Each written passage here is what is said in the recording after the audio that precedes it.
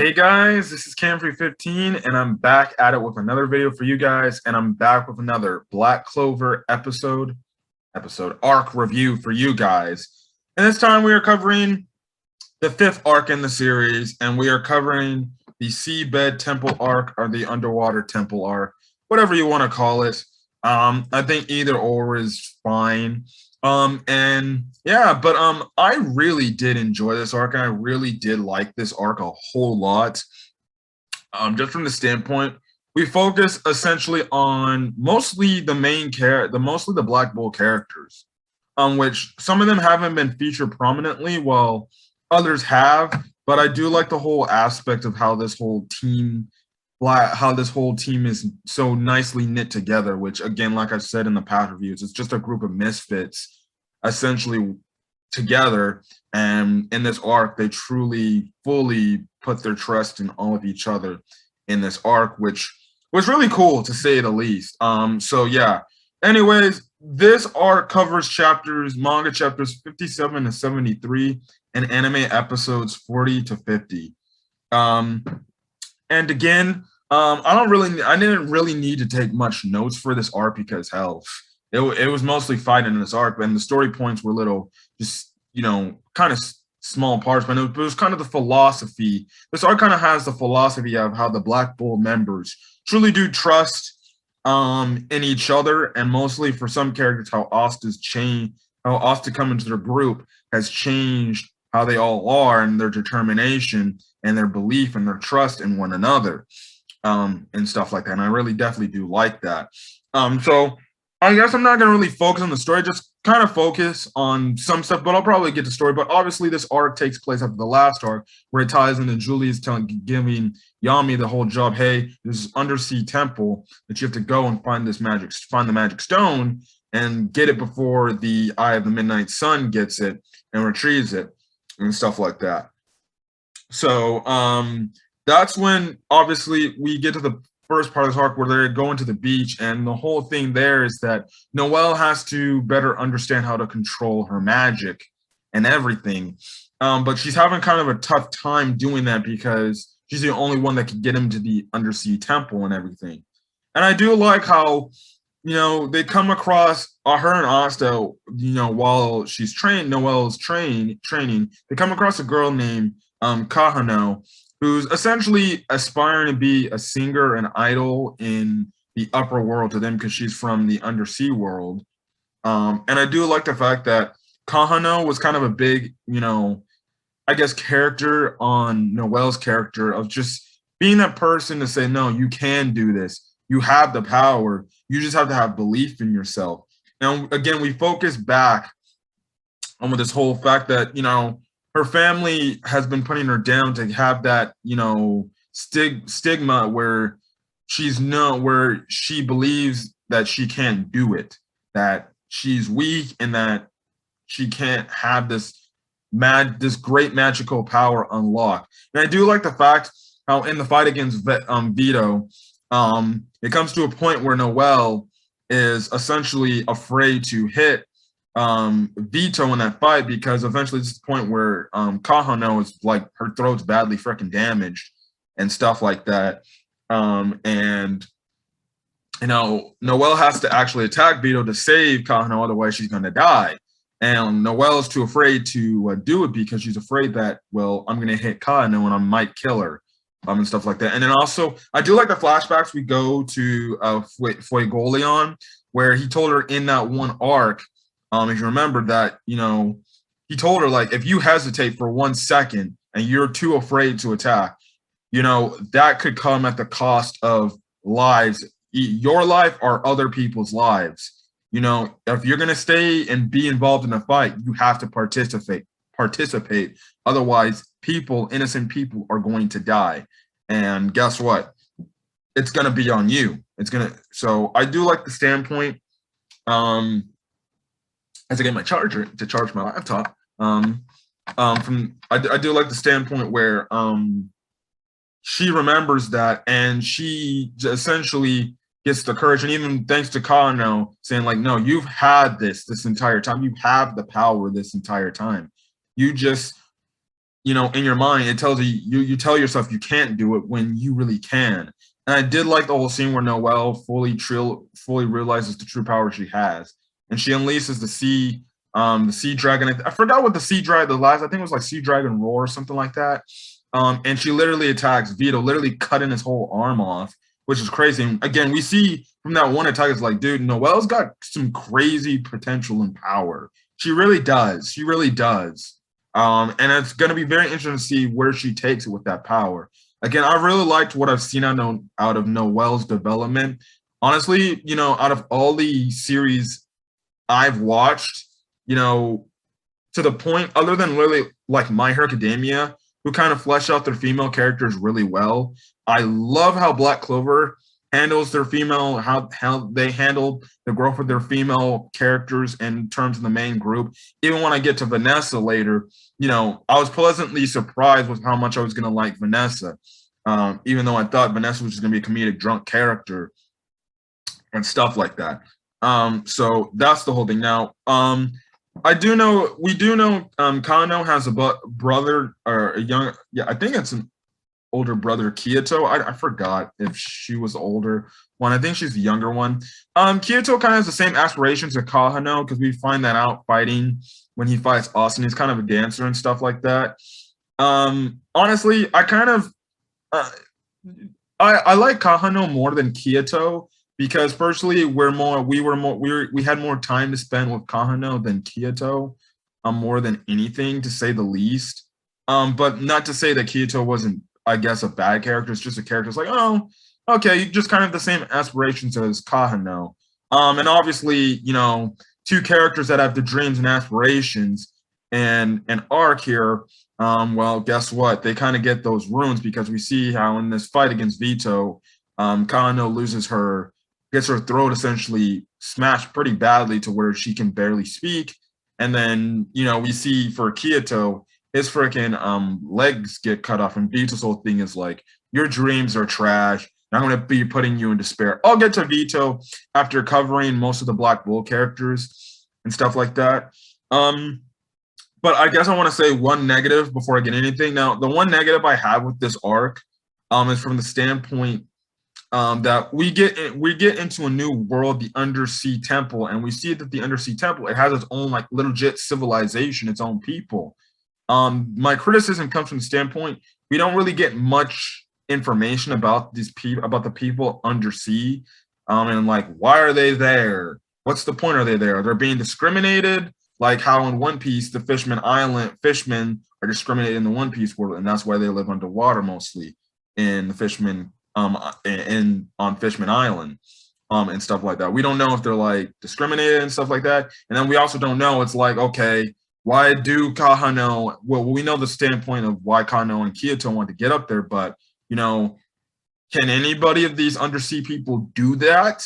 We don't get much information of their kingdom down there, nothing really. So it's like, okay, how are we supposed to like these characters, or how are we supposed to understand these characters from the standpoint, why do they want to get to the surface world? Why are they, why are they also shocked when they see surface dwellers come down to their world? Like, oh, look, it's surface dwellers. Could you tell me about all these things and stuff like that? So again, maybe that might be explained later on. I don't know, but they really didn't go in depth as what I thought they would. So yeah, I really do wish they could have maybe spent some time doing that, but hey, it is what it is. They didn't do it. But yeah, but let's get into the Black Bull members. Other than really Asta, from the standpoint, we kind of know what Asta kind of does, and what he kind of inspires his characters to do. I did like one funny moment where it's like Charmy is just being funny, Charmy and stuff like that. That was hilarious, to say the least, how she gets involved in fights. But I definitely do agree that I need more Charmy, because she's hilarious from the standpoint that she's essentially a stone cold killer if you mess with her food, and stuff like that. I did like what Ghost brought here too. Again, Ghost being a pretty good character, as I thought he was. So I definitely did like how he showed up at the end to help out and everything and be side by side along with his companions, as opposed to, you know, the one arc that was focused around him where he was only working by himself and everything. We also do get well, I guess seemingly it's not a new introduction to a new Black Bulls character. We've seen this Black Bulls character, but in the fan of a but in the fact of a big fat dude, we find out that this big fat dude actually isn't a big fat dude. It's just, well, a 25-year-old girl by the name of Gray, who is a very shy, has a very shy and, shy personality, who kind of doesn't like being shown a lot. And this is the first time we've seen her. Now, I believe I saw her in like early in the early stage of Black Clover episodes, like back in the episode 20 range and stuff like that. It was on that day. It was on that episode when Noelle, Vanessa, and Asta all went to the black market, and we kind of see a blue-haired mage wearing the Black Bulls wearing the Black Bulls vest. So that's the whole thing there. So it's nice to see her. Going to be very interesting to see. Now, she has transformation magic, where she can be able to transform into anybody, and I guess she expresses herself a lot more when she's transformed, because she just gives off that personality where she's shy and everything. But I definitely did like her. Can't wait to see what she brings to the series as a Black Bulls member and stuff like that. And I just found it funny how all the Black Bulls members like, "Who are you?" And they're like, "Oh yeah, that's Gray." What? So yeah. So I spoke about Noelle, Gray, Gauche. I did like the whole thing with Luck and Magna, where essentially I like their whole backstory of how they truly became friends. Magna thought he was some annoying guy that got in his way, but over time he developed a friendship with him. While on Luck's standpoint, Luck didn't think much of Magna and thought he was, honest to God, just commoner garbage as well. And then the more and more he started to mess with him, the more and more, he started to gain appreciation. Like, no, this guy's actually a good guy. I like him. I definitely did I love their fight against Veto, where they combined their magics to try to take him out. And the reason why is they had to believe, because they saw from their individual arcs how Austin never gave up and stuff like that, how they're inspired by that from Austin, and we're not going to give up. We're not going to back down. You're going to have to kill us to defeat us. And I definitely did like that. And stuff like that. As for Vanessa and crap, what's his freaking name? I need to. Good God. Okay, I'll be back real quick. Okay, back. Vanessa and Finral. That's who I was missing. I love Vanessa and Finral, and how, the standpoint that they were used in a way I never thought they were used. To be honest, a wizard that just kind of creates portals, and then just a wizard who's kind of a drunkard, but has kind of interesting magic. She has thread magic, and stuff like that. I definitely liked their I definitely liked their interpretation here in this arc, when Vito's telling us to these guys are nobodies and stuff like that. And it's funny, and I love the fact how Asta, he's like, yeah, this is a spy, and mostly that's Vanessa that says in her head. She's like, it's interesting how essentially a spineless cow, or how Asta has trust in a spineless coward, and essentially me, who's a drunkard and stuff like that. And I like the whole standpoint that Asta's like, yeah, you may be those things, but I have trust in you guys because you guys are my friends. Now some people say, oh, this is like power of friendship used right. I guess if you want to go by that logic, go ahead. Because literally they had to break their damn limits to beat Veto. And I like the whole standpoint. It's like, okay, Asta gets hit because Veto was essentially reading his movements, and he got a hold of his movements. So that means, guess what? They have to go even faster than that, and they have to go beyond their limits, which is a phrase that Yami says thousands of times, literally in this arc. I'm just lying about that, but he says multiple times in this arc, telling his comrades, listen, go beyond your limits and stuff like that. I'll get to Yami in a quick second, but I definitely like their whole things. I like how Finral's backstory was implemented, that he's essentially kind of a guy, he's a wealthy person, but because of his magic power not being the best and everything, he was kind of overshadowed by his family, and his family kind of kicked him to the curb, thinking he's nothing compared to his younger brother, who's essentially all powerful, and he joined the Black Bulls, while obviously his brother joined the best Magic Squad. I think he joined Golden Dawn. So that's the whole thing there. And essentially his family kind of shunned him away. And he's kind of an outcast from his family, but joining the Black Bulls are his family, his true family, the people there. And I like the whole thing about Vanessa, how essentially she didn't really have nowhere to go. And she was essentially trapped in a cage, speaking all by herself to herself, only through her strings and everything. And she just felt alone and abandoned. She had nobody there she could call family, or a place where she could call home. And when, I'm guessing, Yami probably broke her out of that cage, she joined the Black Bulls, and that's her family, that's her home. This band of misfits together. And I definitely did like how they were both willing to go beyond their limits, even if they were on their magic reserves of powers, to help Austin, because then mostly Vanessa saying this to him is like, this kid, he's inspiring me to literally go even beyond what I was originally going to do. Who would have thought a magicless kid would make me do that? And I definitely did like that standpoint. I definitely do like the fact that all the Black Bulls members, together they really are strong, and when they put their trust in each other, they can literally do anything they put their mind to it. And I definitely do like the fact how strictly most of all the Black Bull members also parallel their lives to Asta's, and they get inspired from what Asta does, because he's a magicless kid. They're like, we have magic, this guy has no magic, and he's literally fighting his ass off into a situation where, guess what? He probably is going to die, and he continues to fight. I really did like that, because it shows the bonds that these characters have and the growth. And I definitely did like how Vanessa even says, I never really thought much of Asta, but, seeing this now, it's like, now I understand what, Yami saw in him, why he brought him into our Magic Squad. And I did like the fact that they were willing to trust Asta and be like, listen, you do this, we'll do all what we have to do, you do what you have to do. And Asta has complete trust in them.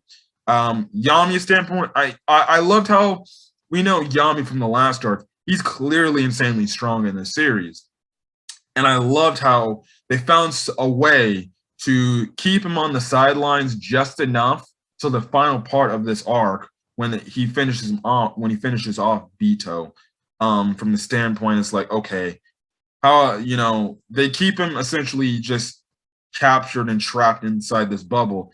And essentially, I love how Yami seeing his Magic Squad members essentially fight, doing all this, breaking past their limits. I love the fact where he realizes, they're doing all of this, they're breaking past their limits, they're going all out. Who's to say I can't do it too? And, we have Yami break past his own limits, gets out of there, eventually gets the finishing blow on Veto, and takes him out. And I really do like that.